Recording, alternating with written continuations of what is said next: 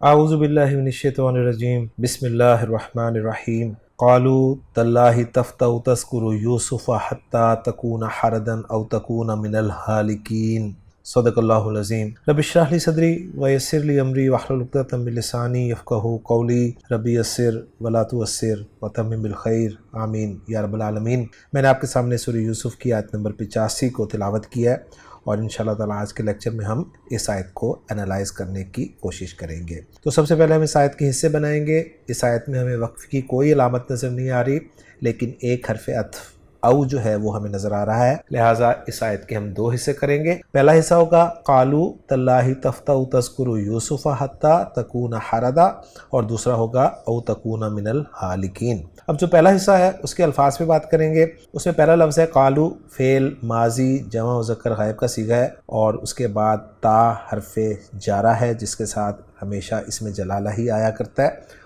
اور وہ آپ دیکھ رہے ہیں مجرور فارم میں۔ اس کے بعد جو آپ کو تفتأ نظر آ رہا ہے، اس سے پہلے اصل میں لا جو ہے وہ محذوف ہے، تو یہ تھا لا تفتأ،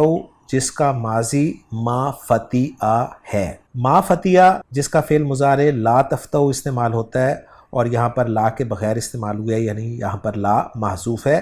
یہ ما فتیہ جو ہے یہ افعال ناقصہ میں سے ہے، اور چار افعال ناقصہ ما فتیہ، ما زالہ، من فکا اور ما بریحہ، یہ چاروں جو ہیں ہمیشہ رہنا کے معنی میں استعمال ہوتے ہیں۔ یعنی یہ چاروں اس بات پہ دلالت کرتے ہیں کہ جب سے اسم نے خبر کو قبول کیا ہے، یعنی آپ یہ بات اچھی سے جانتے ہیں کہ افعال ناقصہ جو ہیں یہ جملہ اسمیہ پہ داخل ہوتے ہیں، اور ان کا ایک اسم ہوتا ہے اور ایک خبر ہوتی ہے۔ تو اس حوالے سے بات کو ذرا سمجھیے گا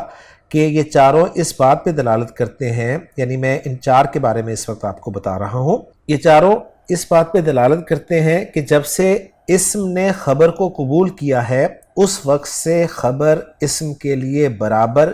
یعنی ہمیشہ کے لیے ثابت ہے۔ دوسرے الفاظ میں ہم یوں کہہ سکتے ہیں کہ یہ استمرار پر دلالت کرتے ہیں۔ ایگزامپلز آپ کے سامنے رکھتا ہوں، جیسے عربی زبان میں اگر کہا جائے کہ ما فتیہ زید سخیا، تو اس کے معنی ہوں گے کہ زید ہمیشہ سخی رہا۔ ما بریحہ امر صائما، امر ہمیشہ روزہ دار رہا۔ ما زال زید مجاہدا، زید ہمیشہ مجاہد رہا۔ من فک بکر امیرا، بکر ہمیشہ امیر رہا۔ تو ان چار کے بارے میں نے تھوڑا سا آپ کو بتا دیا۔ چار کو اس لیے میں نے یہاں پر مینشن کیا کہ چاروں جو ہیں ما کے ساتھ استعمال ہوتے ہیں، ما فتیہ، ما زالہ، من فکا اور ما بریحہ، اور چاروں کے ایک ہی معنی ہے، یعنی ہمیشہ رہنے کے معنی میں یہ افعال ناقصہ جو ہیں استعمال ہوتے ہیں۔ تو تفتأ یہاں پر لا تفتأ کے برابر سمجھا جائے گا، اور یہ صیغہ جو ہے واحد مذکر حاضر کا صیغہ ذہن میں رکھیے گا۔ اور اس کے بعد جو تذکرو فعل آپ دیکھ رہے ہیں، فعل مضارع واحد مذکر حاضر کا صیغہ، یہ بھی زال کاف را روٹ لیٹرز کو باب نصر ینصرو میں استعمال کرتے ہوئے یہ فعل جو ہے آتا ہے۔ ذکر یذکرو کے معنی یاد کرنا کے ہوتے ہیں۔ تو یہاں پر تفتأ تذکرو کے معنی ہوں گے کہ آپ ہمیشہ یاد کرتے رہیں گے۔ اس کے بعد اگلا لفظ جو ہے وہ ہے یوسف، جو کہ یہاں پر منصوب استعمال ہوا ہے، اور حتیٰ یہ حتیٰ ناصبہ ہے اور فعل مضارع سے پہلے آتا ہے، اور اس پہ میں تفصیل سے بات پچھلے لیکچر میں کر چکا ہوں کوفیوں اور بصریوں کی ٹرمینالوجی کے حوالے سے۔ تو حتیٰ یہ ناصبہ ہے، اس کے بعد فعل مضارع جو ہے منصوب استعمال ہوتا ہے، تو لہٰذا آپ تکونہ جو ہے یہ منصوب دیکھ رہے ہیں۔ تکونہ جو ہے یہ تکونو کی منصوب فارم ہے، یعنی خفیف فارم ہے، اور یہ واحد مذکر حاضر کا صیغہ ہے کانا یکونو سے۔ حردن جو ہے یہ منصوب استعمال ہوا ہے، اور یہ لفظ جو ہے خان صاحب نے باب سین سے ذکر کیا ہے اس کے فعل کو کہ حردہ یحردو حردن، جس کے معنی ہوتے ہیں کسی غم میں گھل جانا یا کمزور ہو جانا، اور مزید لکھ رہے ہیں کہ حردن جو ہے یہ صفت بھی ہے،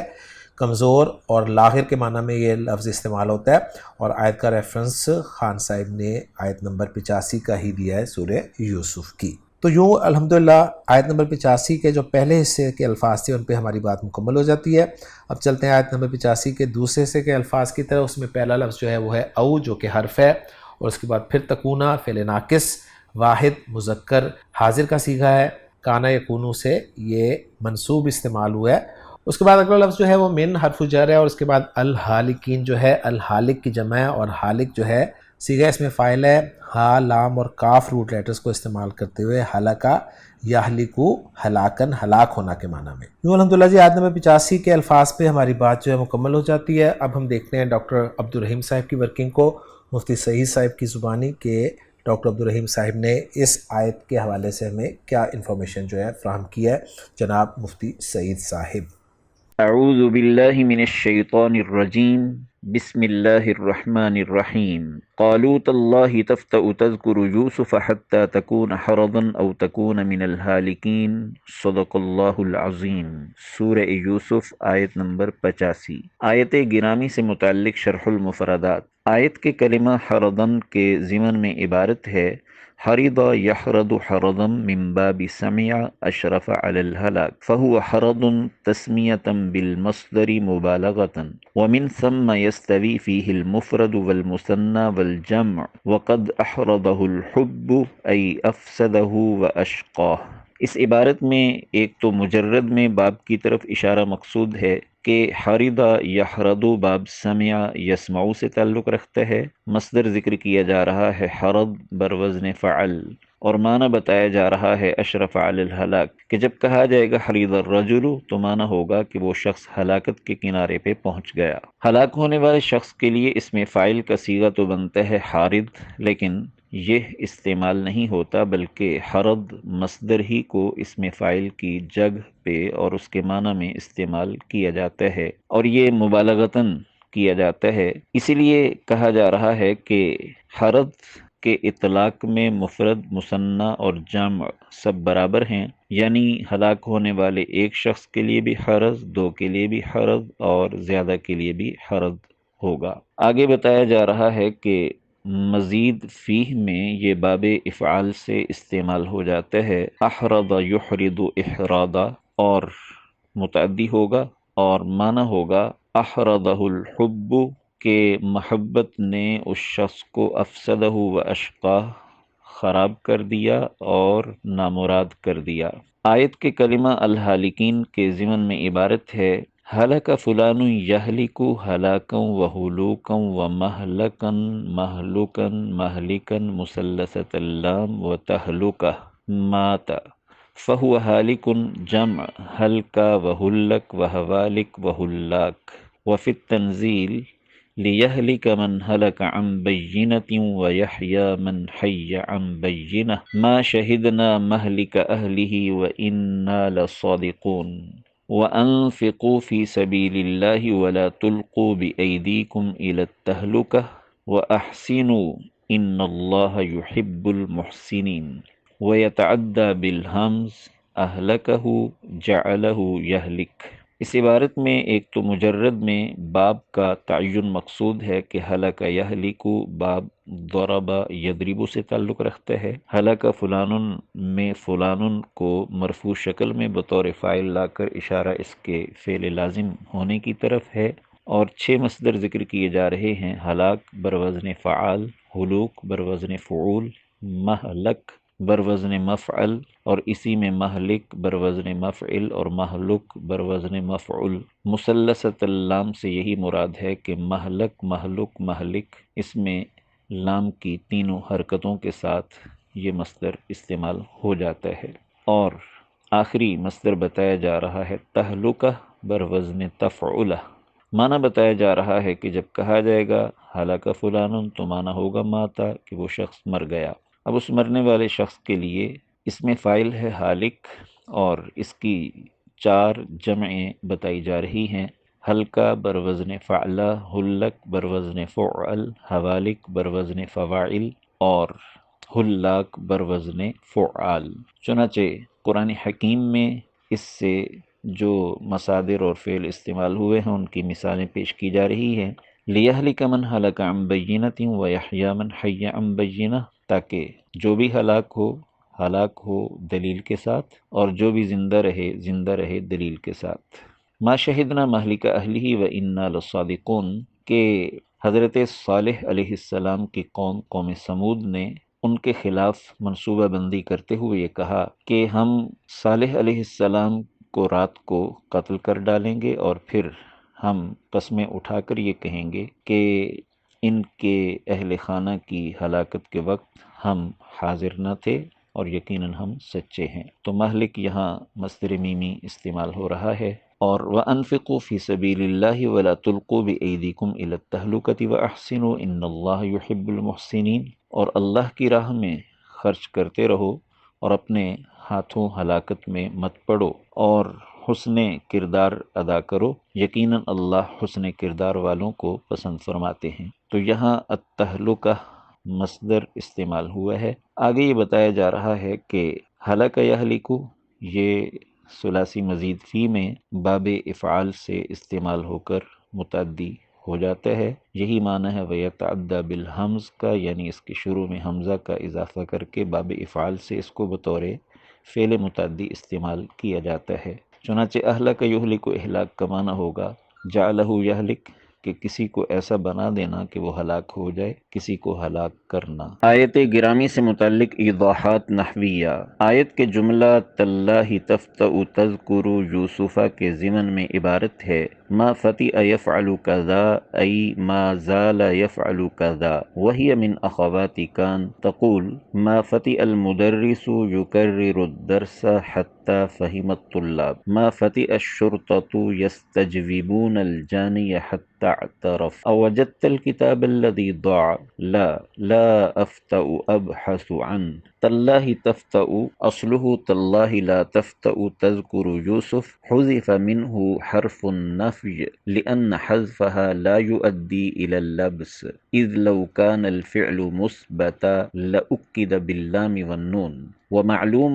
أن الفعل المضارع الواقع جوابا للقسم يجب توكيده باللام والنون معا إذا كان مثبتا مستقبلا، وباللام فقط إذا كان للحال، نحو والله لأحفظن القرآن، والله لأحب الله ورسوله، وإذا كان منفيا لا يجوز توكيده باللام ولا بالنون، نحو والله لا أسافر غدا، وهنا يجوز أن نحذف لا ونقول والله أسافر غدا، لأن عدم توكيد الفعل باللام والنون يدل على كونه منفيا، ومنه قول امرئ القيس فقلت يمين الله أبرح قاعدا ولو قطعوا رأسي لديك وأوصالي أي لا أبرح، وقول حسان بن ثابت رضي الله عنه والله أسمع ما حييت بهالك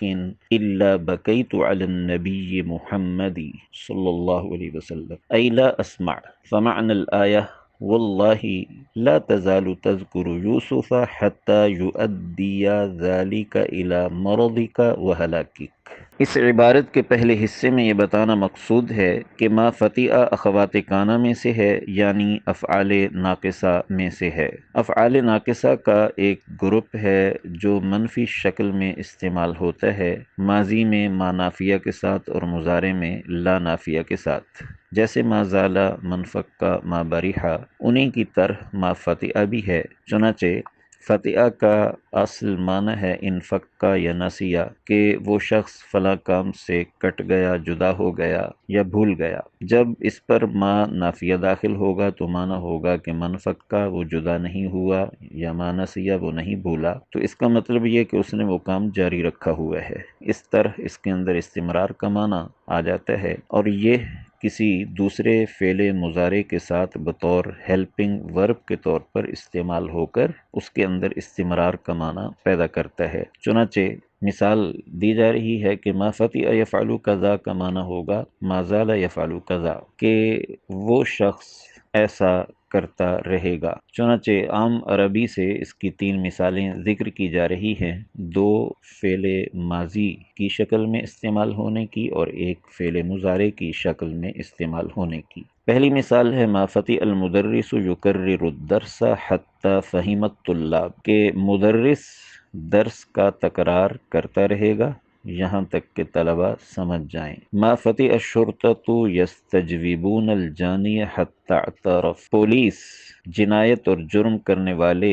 سے جواب طلبی کرتی رہے گی یہاں تک کہ وہ اعتراف کر لے۔ اوجدت الکتاب الذی ضاع، کیا تو نے وہ کتاب پالی جو گم ہوئی تھی؟ تو جواب دینے والا کہتا ہے لا افتأ ابحث عن، نہیں میں اسے تلاش کر رہا ہوں یا تلاش کرتا رہوں گا۔ عبارت کے دوسرے حصے میں یہ بتانا مقصود ہے کہ تاللہ تفتأ تذکر یوسف اصل میں ہے تاللہ لا تفتأ تذکر یوسف۔ لا تفتأ کے لا حرف نفی کو یہاں حذف کر دیا گیا، اس لیے کہ لأن حذفها لا يؤدي إلى اللبس، اس کا حذف کرنا کسی التباس تک نہیں پہنچاتا۔ اس کے حذف کرنے سے اس فعل منفی کے کسی فعل مثبت کے ساتھ ملتبس اور گڑمڑ ہونے کا کوئی خدشہ خطرہ نہیں ہے، اس لیے کہ اگر فعل مثبت ہوتا تو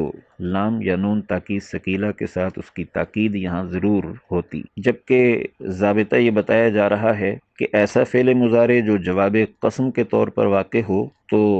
اس کی تاکید واجب ہوتی ہے۔ اگر وہ فعل مضارع مثبت ہو اور مستقبل ہو، یعنی زمانہ مستقبل پر دلالت کے لیے خاص ہو، تو اس کی تاکید ڈبل ہوگی لام اور نون تاکید ثقیلہ کے ساتھ، اور اگر وہ فعل مضارع مثبت زمانہ حال کے لیے ہو تو اس کی تاکید سنگل یعنی لام تاکید کے ساتھ ہوگی۔ چنانچہ دونوں کی مثال عام عربی سے پیش کی جا رہی ہے، واللہ لأحفظن القرآن، اللہ کی قسم میں ضرور قرآن حفظ کروں گا۔ تو یہاں واللہ قسم ہے، لأحفظن جواب قسم کے طور پر فعل مضارع واقع ہو رہا ہے، چنانچہ اس کی تاکید لام تاکید اور نون تاکید ثقیلہ کے ساتھ ڈبل لائی گئی ہے۔ دوسری مثال ہے واللہ لأحب اللہ ورسولہ، اللہ کی قسم میں ضرور محبت رکھتا ہوں اللہ سے اور اس کے رسول سے۔ تو یہاں احب فعل مضارع زمانہ حال کے لیے ہے کہ میں اس وقت اللہ اور اس کے رسول سے محبت رکھتا ہوں، تو یہ وہ فعل مضارع مثبت ہے جو زمانہ حال کے لیے ہے، لہٰذا اس کی سنگل تاکید لام تاکید کے ذریعے لائی گئی ہے۔ البتہ اگر فعل مضارع منفی ہو تو اس کی تاکید نہ لام کے ساتھ لانا جائز ہے نہ نون کے ساتھ، جیسے واللہ لا اسافر غدا، اللہ کی قسم میں کل سفر نہیں کروں گا۔ تو یہاں لا اسافر سادہ منفی صیغہ ہوگا اور کسی تاکید کے ساتھ نہیں، چنانچہ اس میں یہ درست ہے کہ لا کو حذف کرتے ہوئے کہا جائے واللہ اسافر غدا، اور یہ خود بخود بتائے گا کہ یہ اسافرو اصل میں لا اسافرو ہے، اس لیے کہ یہاں فعل کا لام اور نون کے ساتھ مؤکد نہ ہونا اس کے منفی ہونے پر دلالت کرے گا۔ چنانچہ عربی شعر سے دو مثالیں پیش کی جا رہی ہیں۔ پہلا امرؤ القیس کا شعر ہے فَقُلْتُ يَمِينُ اللَّهِ أَبْرَحُ قَاعِدًا وَلَوْ قَطَعُوا رَأْسِي لَدَيْكِ وَأَوْصَالِي، میں نے کہا اللہ کی قسم میں بیٹھا ہی رہوں گا اگرچہ یہ لوگ تیرے پاس ہوتے ہوئے میرا سر اور میرے اعضاء کاٹ دیں۔ تو یہاں یمین اللہ قسم ہے، ابرحو فعل مضارع جواب قسم کے طور پر واقع ہو رہا ہے، اور یہ ابرحو دراصل لا ابرحو ہے، اور اس پر دلیل یہ ہے کہ اگر یہ فعل مضارع مثبت ہوتا تو اس کے ساتھ لام یا نون یا دونوں کے ذریعے تاکید ضرور ہوتی۔ دوسرا شعر حسان بن ثابت رضی اللہ عنہ کا جو رسول اللہ صلی اللہ علیہ وسلم کی نعت کے طور پر ہے، پیش کیا جا رہا ہے واللہ اسمع ما حییت بہالک الا بکیت علی النبی محمد صلی اللہ علیہ وسلم، اللہ کی قسم میں جب تک زندہ رہوں گا کسی بھی ہلاک ہونے والے کے بارے میں نہیں سنوں گا مگر نبی محمد صلی اللہ علیہ وسلم پر ضرور روؤں گا۔ کہنا یہ چاہتے ہیں کہ کسی بھی فوت ہونے والے کی وفات مجھے نبی محمد صلی اللہ علیہ وسلم کی یاد ضرور دلائے گی اور میں اس پر ضرور روؤں گا۔ تو یہاں واللہ قسم ہے، اسمعو جواب قسم میں واقع ہونے والا فعل مضارع ہے، اور یہ اسمعو دراصل لا اسمعو ہے، اور اس پر دلیل یہ ہے کہ اگر یہ فعل مضارع مثبت ہوتا تو اس کے ساتھ لام تاکید اور نون تاکید کے ذریعے تاکید موجود ہوتی، لیکن نہیں ہے، تو یہ دلیل ہے اس بات کی کہ یہ فعل مضارع منفی ہے اور یہ اسمعو اصل میں لا اسمعو ہے۔ اس تفصیل کی روشنی میں یہ بات بتانا مقصود ہے کہ تاللہ تفتأ تذکر یوسف میں بھی تاللہ قسم ہے، تفتأ جواب قسم میں واقع ہونے والا فعل مضارع ہے، اور اس کے ساتھ لام تاکید اور نون تاکید کا نہ ہونا دلیل ہے اس بات کی کہ یہ مثبت نہیں، دراصل منفی ہے، یہ تفتؤ دراصل لا تفتؤ ہے۔ آخر میں یہ بتانا مقصود ہے کہ آیت کا معنی و مفہوم یہ بنتا ہے واللہ لا تزال تذکر یوسف حتی یؤدی ذلک الی مرضک و ہلاکک، کہ برادران یوسف اپنے والد گرامی حضرت یعقوب علیہ السلام سے یہ کہہ رہے ہیں کہ ابا جان اللہ کی قسم آپ یوسف کو ہمیشہ یاد کرتے ہی رہیں گے یہاں تک کہ یہ یاد کرنا آپ کو آپ کی موت کے کنارے پہنچا دینے والی بیماری تک یا ہلاکت تک پہنچا دے گی۔